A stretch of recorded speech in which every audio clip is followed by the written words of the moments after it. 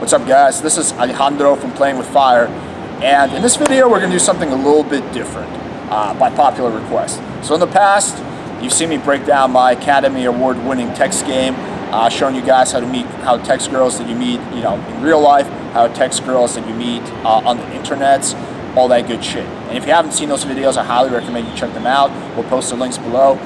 Take a look at that. It's good stuff. Today, what we're going to do is we're going to break down someone else's text game. We're going to keep his name anonymous for obvious privacy reasons. We're going to break down exactly where he went wrong and unfortunately wound up having the girl that he's talking to get fucked by another dude. So let's take a look at this, see what the errors are, and then recap with what he could have done better and what the takeaways are. So starts off really fucking good. She opens him with, "Hey cutie, why are you so far away?" Now, anytime a girl opens you, that's a great sign. Those, from my personal experience, anytime a girl's opened me, those have led to meetups and fucks at a much, much higher rate than when I opened the girl. So, great sign. He responds, "Not anymore." I guess he was traveling and now he was in her city. She said, "Lucky me." And then right after that, she said, "Lucky you?" ? So what she's doing is she's flirting, right? Obviously. He responds with, "That remains to be seen. Know any good places to get drinks to find out?" ? Now, this is where it starts going downhill. Why? First of all, is that he's already positioning this as a public date, right? This girl has messaged him first. She seems pretty enthusiastic. I think there's a pretty good chance he can get her straight over for drinks. I know this may sound like common fucking sense, but the shortest path between A and B is a direct line. You don't want to add complexities for yourself that you don't need to add. If the girl's down to come straight to your place, that's obviously the best option. You don't want to meet her at a bar only to then have to add a layer of complexity and then pull her to your place. So he's already doing that, probably without realizing it, but this girl probably would have been down to come straight over. The other mistake with this text is that he's not leading, but he's putting her in a position where she has to lead. You always want to be leading. You don't want to put girls in a position where she has to lead. Know any good places to find out, right? That's a bad text. You want to suggest a place.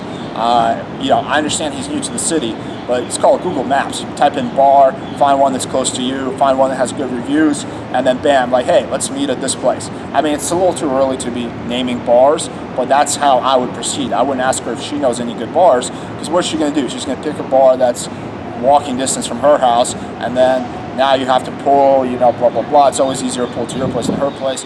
It's just, in one text, he added 2 layers of complexity, basically. She responds with, "I'm quite the expert on the subject." And then she double texts him an hour later because he doesn't respond, "Darling, ? Now, Darling is actually the name of a bar, so she was suggesting a bar. He gets mixed up and says, "What place do you have in mind?" Right? So you want to avoid these confusions and mix-ups. You want to communicate very simply. So this is a mistake. Yes, this is a mistake anyone could have made, but if you just Google mapped it, Google Map Darling Bar, it would have come up. So again, this is a mistake anyone can make, but it's a mistake nevertheless. She says, "Bar Darling, haha." Again, so he says, "I'm staying near McGill, so anywhere close by." So I don't know if Darling is close to McGill, but what else did he expect to happen? He said, "Do you know any good bars?" She doesn't know where he lives yet, so he's asking her to somehow fucking magically guess where he lives and pick a place that's close by.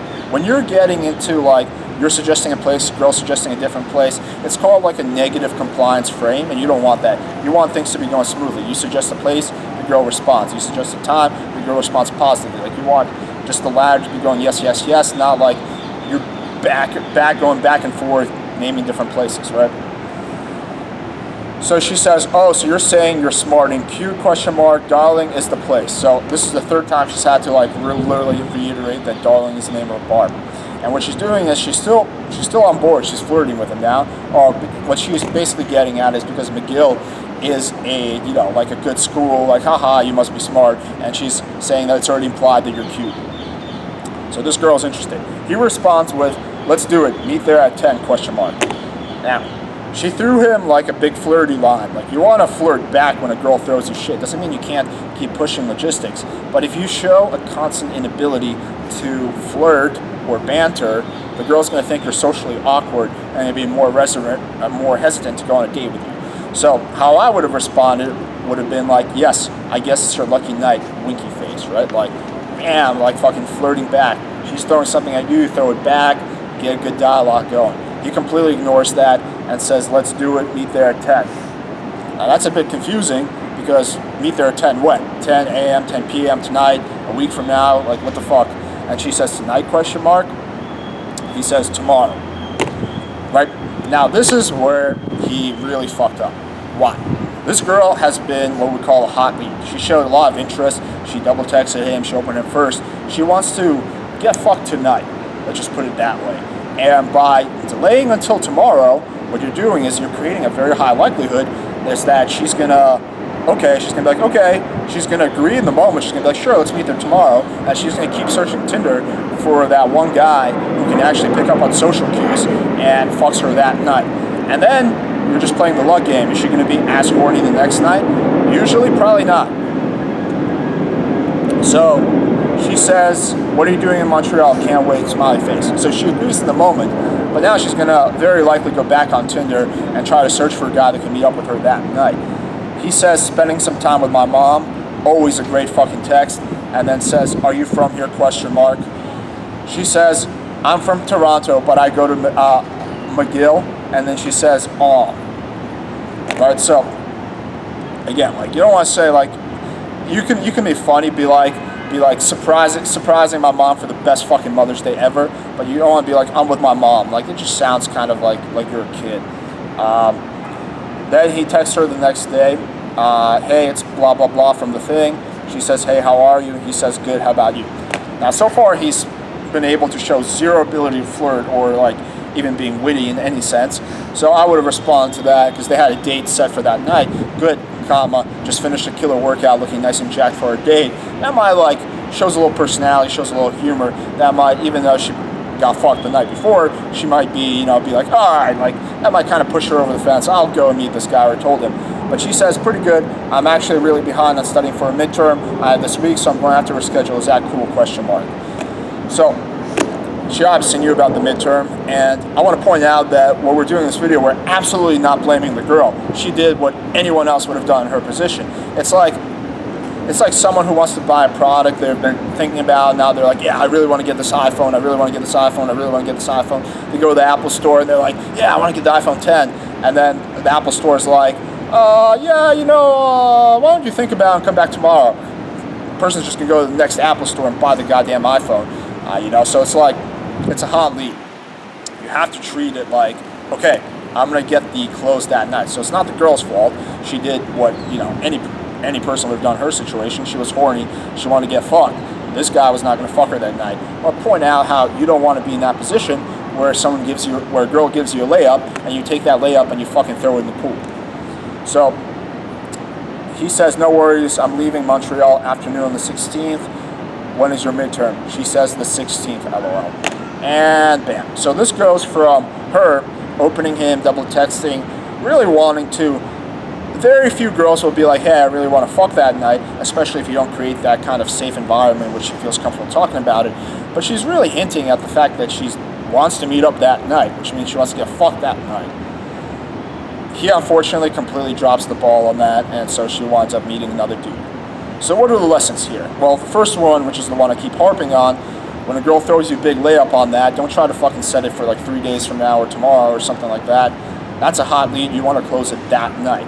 If for some reason you can't, like your mom has your dick in her vice or something like that, then what you do is you keep the lead as warm as possible. You really de-treat yourself.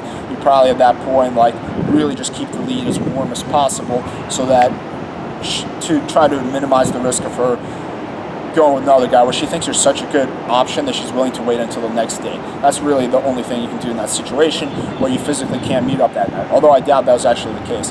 I think he was just like, didn't pick up on the cue. Second thing is, don't put a girl in a position where she has to lead. You want to be the one leading. You don't want to be like, where do you think we should go? What do you think we should do? You want to be like, let's do, this is the plan? Bam, like get her on board with your plan. Don't like ask her to create a plan. Because then that means in her subconscious mind, she thinks, oh shit, like this guy's probably going to be one of those guys that is going to invite me back to his place and play his guitar for 2 hours until I fall asleep because he doesn't escalate on me. Like, no, like, you want to lead. You want to show that you're a man who can pick up on shit, social cues, and can fucking pull the trigger and make things happen. I use the word pull the trigger in a very, very loose sense for all you weirdos watching this video.